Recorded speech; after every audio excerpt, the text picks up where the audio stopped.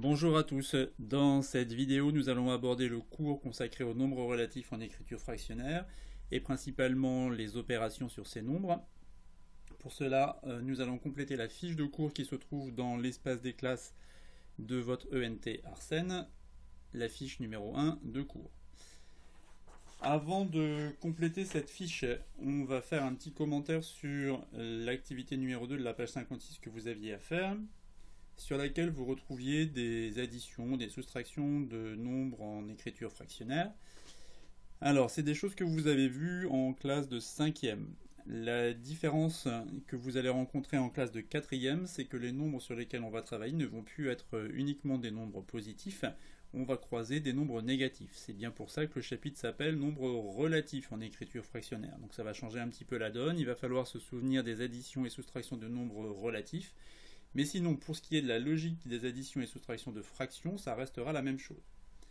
Donc dans cette activité, on vous proposait d'additionner 5 demi et 4 tiers, en vous rappelant qu'on ne peut pas additionner des fractions ici simplement en conservant le même dénominateur s'il est différent.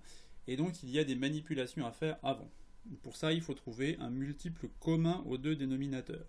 C'est la raison pour laquelle on vous fait faire la liste des multiples de 2, la liste des multiples de 3. On va croiser le premier multiple commun ici qui est le nombre 6, et c'est lui qui va devenir le dénominateur commun de nos deux fractions pour les additionner.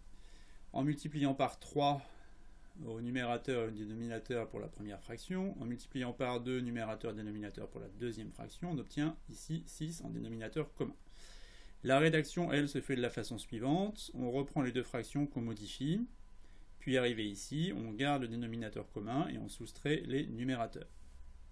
Donc voilà un petit calcul rapide qui devrait vous rappeler des choses. On va redire tout ça sous la forme théorique avec les règles de calcul et on fera des exemples qui, eux, seront un peu plus complexes puisqu'on y introduira encore une fois des nombres relatifs.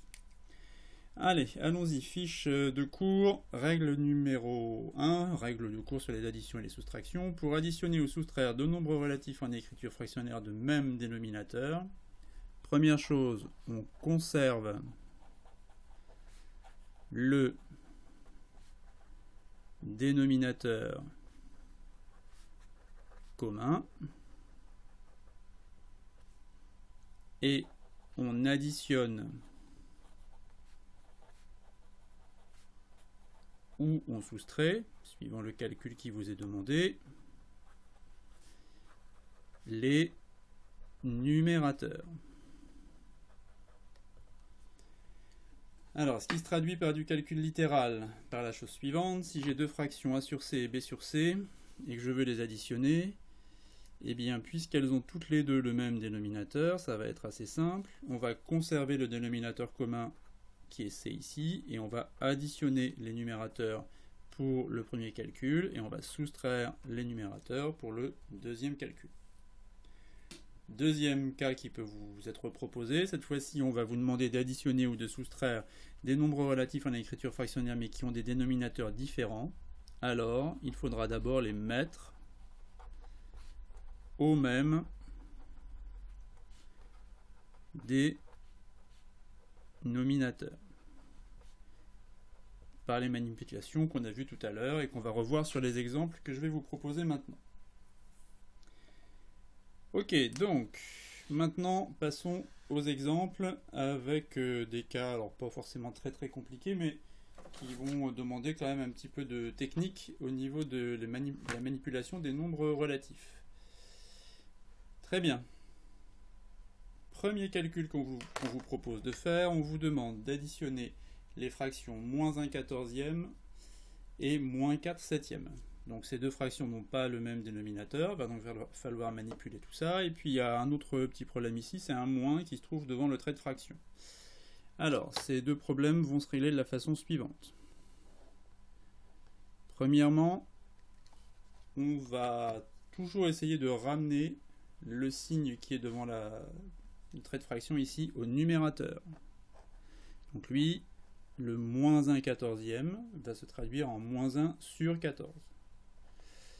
Et puis, après, on va essayer de modifier la deuxième fraction, puisqu'on peut constater que 14 est un multiple de 7. Il va suffire de multiplier 7 par 2 pour obtenir 14. Et si je multiplie le dénominateur par 2, eh bien je dois en faire autant pour le numérateur. Moins 1 quatorzième plus, et là maintenant j'ai mes deux dénominateurs égaux. Moins 4 multiplié par 2 nous donne moins 8. Il suffit ensuite d'appliquer la règle de calcul dont on a parlé tout à l'heure. Dénominateur commun 14, et je reprends le calcul au niveau des numérateurs. Donc là maintenant, bien, il faut se souvenir de la façon dont on additionne ou on soustrait des nombres relatifs. Moins 1 plus moins 8, ça va nous donner moins 9. 14e ici. Deuxième problème, deuxième calcul qui vous est proposé, 5 sixièmes moins 3 quarts. Alors on regarde 5, les nombres qui sont au dénominateur, 6 et 4. Donc c'est pas les mêmes déjà. On constate qu'il n'y en a pas un qui est un multiple de l'autre, comme c'était le cas tout à l'heure. Là il n'y avait que une fraction à modifier, puisqu'en multipliant 7 par 2, je trouvais 14. Là je ne peux pas multiplier 4 par un nombre entier pour trouver 6. Donc il va falloir changer les deux fractions. Pour ça, on fait comme dans l'activité précédente, on va chercher les multiples communs à 6 et 4. Alors, multiple de 6, 6, 12, 18, 24 et ainsi de suite. Multiple de 4, 4, 8, 12, 16. Et quand on fait cette liste-là, on tombe sur le premier multiple commun qui est 12. 12 qui est obtenu en faisant 6 fois 2. 6 fois 2, 12, mais donc 5 fois 2 au numérateur. Et 12 qui est obtenu en faisant 4 fois 3, mais donc fois 3 au numérateur aussi. Ensuite, maintenant qu'on a réussi ce travail-là, on obtient deux fractions qui ont le même dénominateur, 12 et 12. Eh bien, on peut appliquer la règle de calcul qu'on a rappelée tout à l'heure. Donc, on garde le dénominateur commun et on fait l'opération au niveau des numérateurs. Et ici, résultat final, 1/12e. Alors, l'étape intermédiaire, là, celle-ci, là, je vais la mettre entre parenthèses, parce que c'est vrai que celle-là, assez souvent, on ne l'écrit pas. Là, dans votre cours, je vous la fais noter pour que vous vous souveniez bien d'où ça vient. Mais c'est vrai que de 10/12e moins 9/12e, on passe assez fréquemment directement à 1/12e. Enfin, dernière situation qu'on va aborder dans cet exemple-là,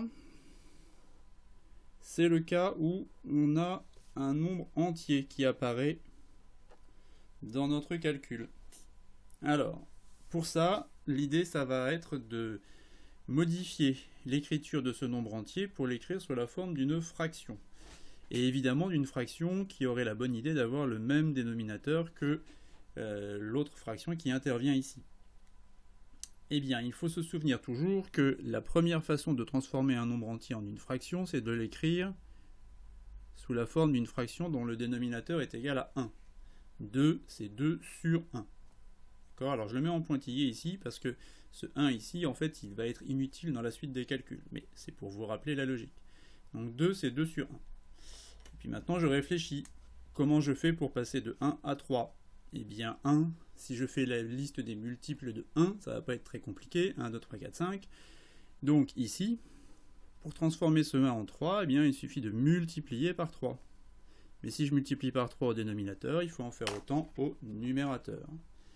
Une fois qu'on a fait ça, on se retrouve avec 6 tiers ici, moins 8 tiers. Et puis là, on rencontre la même situation que précédemment qu'on sait gérer puisqu'on connaît par cœur notre cours. J'ai réécrit l'étape intermédiaire qui pourra être mise entre parenthèses ou oubliée pour la suite. Et là, il faut se souvenir que 6 moins 8, c'est égal à moins 2. Et donc, moins 2 tiers. Donc, voici plusieurs exemples de calcul de nombres en écriture fractionnaire avec des nombres relatifs, des additions et des soustractions. Vous en aurez plein à traiter dans les exercices. Soyez rigoureux dans la méthode et vous devriez pouvoir y arriver assez facilement. Bon courage pour les exercices. À bientôt. Au revoir.